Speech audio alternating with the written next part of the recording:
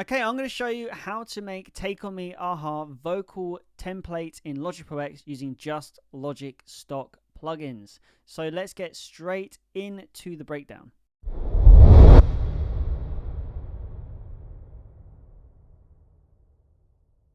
Okay, so what I have in front of me here is just a little recording I did. I'm using my vocal for this, so, you know, don't judge the vocal take too much, but this is what the vocal sounds like without any editing at all.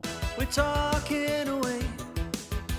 I don't know what I'm to say, I'll say it anyway. Today is another day to find you, shying away. Oh, I'll be coming for your love, okay?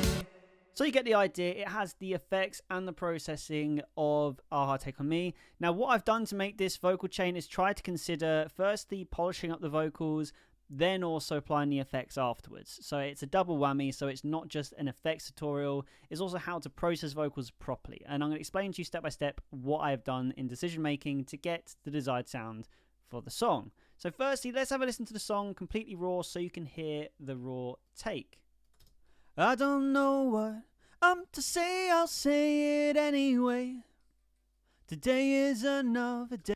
So as you can hear, the first thing that we need to apply is pitch correction because we want to tidy up the vocal. Now for Take On Me Aha, obviously you've got to make sure that I've got the key right for this, and then for pitch correction we've got it at 200 milliseconds with a 10 cent tolerance. We don't want too much heavy processing because again this is more of like an 80s replication, and you know autotune wasn't really heavily applied then like it is in commercial music today, so just a 200 millisecond response is fine. Moving on next to the channel EQ. Now for the channel EQ, we just want to get rid of some of the lows, cutting around 75 Hertz with a couple of cuts of 250 and 450 to get rid of any boxiness. And then we really want to start getting this nice pop sounding vocal through, so we want to enhance the brighter qualities. So we've got 2.8 kilohertz, we have a 2 dB boost, and then at 5.5 we've got another 1.5 boost, and then at 12 kilohertz to get that nice glossy air, we've got a 2 dB gain. Now, if you record vocals and they are very boxy at recording, or maybe you're recording in not a very good studio environment, I highly recommend looking around the 450 Hertz to get rid of some of that boxiness. You can turn that down. And on the other hand, if you've got really bright vocals, you can look at these frequencies and actually turn this down, have it close to 0 or even on the minus. This is where you can play around with the tolerance of your vocal recording.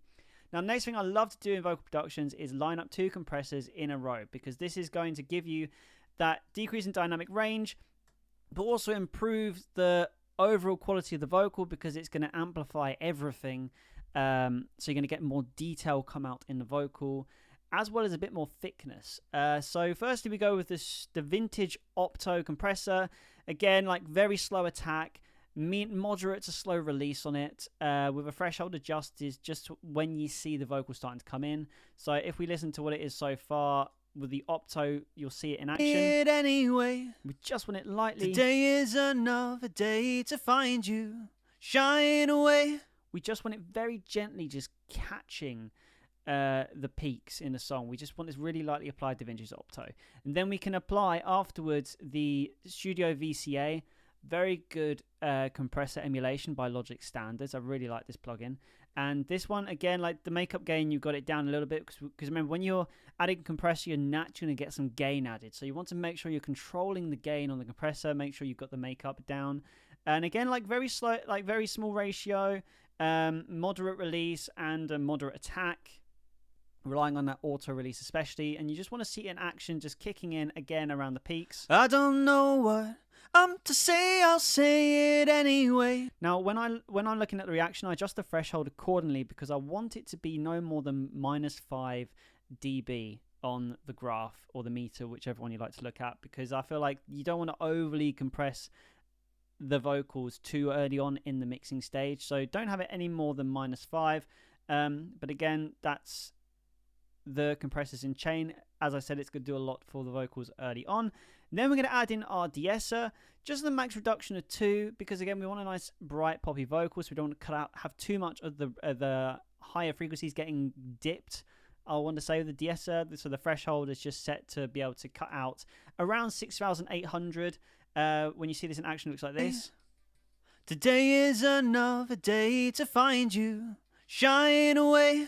Again, it's literally just constantly scalping at the 6.8, but it's not too aggressive. It's just to try and keep the brightness down just a little bit, and it works really well. Now we go to a console EQ. Now again, the console EQ, it is an emulation of a vintage console, so you want to get that really nice saturated sound out of these kind of plugins. Now this is just very lightly applied because we just wanted to do a high boost, again just trying to have that really nice clear poppy vocal sound, a little bit of a boost as well, just in the lower frequencies, just to add a bit more thickness to the vocal, and it works really well. Oh, I'll be coming for your love, okay? Just a really subtle lift. Again, you don't want to... People think that when you add a plugin, you have to really over amplify it or really overly apply it to get the best out of it. Sometimes it's the subtle things which can really help, because most of the iconic sound from this chain will come from the effects. So now we go on to the exciter. Now this exciter again is just to really try and get the higher frequencies popping. We want a really nice clarity in the high end. So just 7,900, 5.78%, I would say about 6%, but yeah, around that mark. Again, this is just adding to the highs. And then an adaptive limiter, this is something I like to add because it just controls the really now loud notes when you're really going for it. Because in this song, there's big dynamics that change constantly. Obviously, the iconic chorus going into falsetto. So we just want to control that a bit, make sure there's no clipping or no peaking, peaking going on at all. So 0.5 gain to give it a little bit of boost, but then the ceiling of minus 0.3 just to give us a bit more headroom when it comes to applying the effects.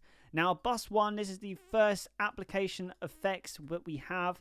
Now we're going to use a vocal plate from Space Designer, 2.6 seconds with 30 millisecond delay, EQ'd, cut out 220 below, 7.5 below as well. So it's a really nice well-rounded mid to mid-high reverb, so we're not getting too much brightness coming through or too much low end, which will muddy or harshen too much. 100% wet, that's what you want. And then I've got it applied here to about, I think it's, yeah, minus 17, minus 18, which sounds like this. Talking away, I don't know what I'm to say, I'll say it anyway. And that's like the first time you really start to hear the chain start to sound like the original. Again, the effects, you don't want it to be too long. I've noticed a lot of people like to try and apply over 4-second reverb. That can just clutter up the mix. 2.6 seconds is by far enough reverb time.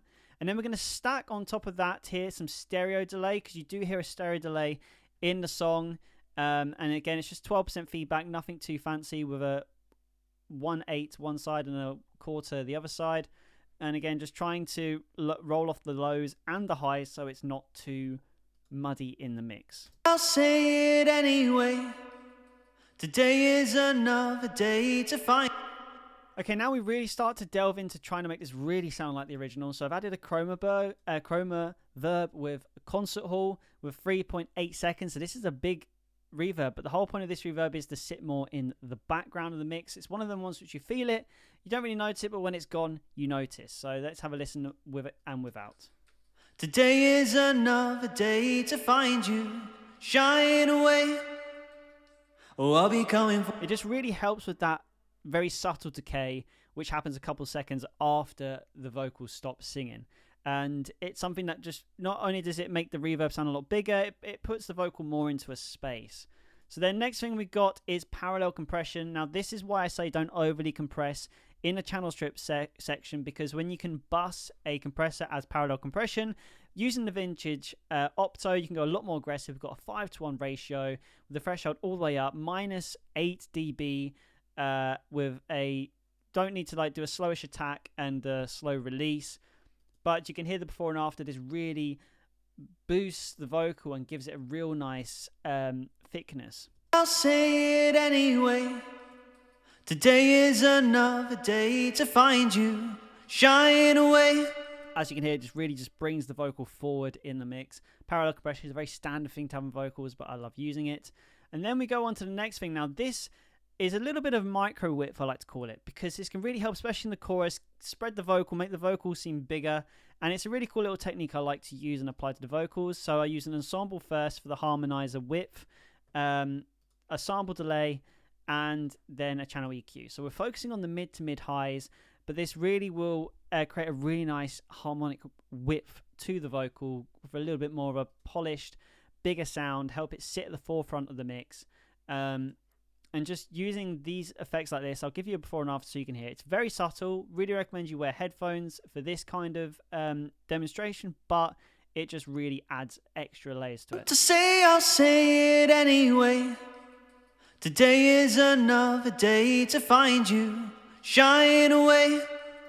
Now, where you're listening to it is at the sides of the mix, you can hear a little bit of a lift in the brightness, which just, again, is one of the things where it just adds that slightly bit more character to the vocal. Then bus 6, the last one is to add a little bit more air, and I call this an air plate. So this is like to focus, because again, we've cut all of the frequencies out of the vocal when it comes to the reverb below 7K, which you'd seen. So this is just a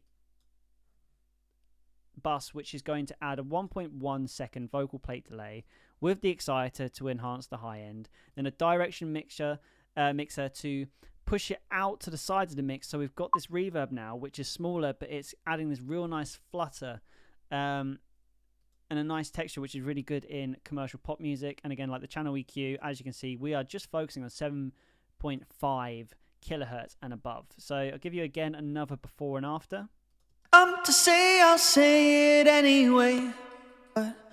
To say, I'll say it anyway. And you can just hear it in like the high. It just makes the vocals a little bit more breathy, but in a very controlled manner where it doesn't get too sibilancy, too bright. That's why I do this bus like this, because it allows you to control the high end in a way which isn't harsh, but add a little bit more air to it. It reminds me of kind of what that Fresh Air plugins by, I think it's Native Instruments, or you can download it from Native Instruments, does. This is effectively doing a very similar thing, but manually made in Logic Pro X. So again, this is a quick before and a quick after. We're talking away. I don't know what I'm to say. I'll say it anyway. Today is another day to find you, shine away. Oh, I'll be coming for your love, okay? Take on me. Take on me. Take me on. Take on me. I'll be gone in a day or two. It's funny, I do like to pick the hardest songs to sing. Anyway, if you do want this vocal preset for yourself, you can actually download it from jgmusic.shop. It comes with a tutorial on how you can actually import the vocal chain directly into your project. So if you've got existing projects where you want this style of vocal on in Logic, you can download it straight in. And I've also got a complete bundle which has every single plugin that I've made to date. These are ones which I haven't released yet or done tutorials on, as all of your favorite pop artists as well. And these are all Logic templates, so you can use all of these straight into Logic, 100% Logic stock plugins. But yeah, check it out if you want to. It's a really good way to support the channel. But thank you so much for watching this video, guys. Hope you enjoyed it. Keep making music, and I'll see you in the next video.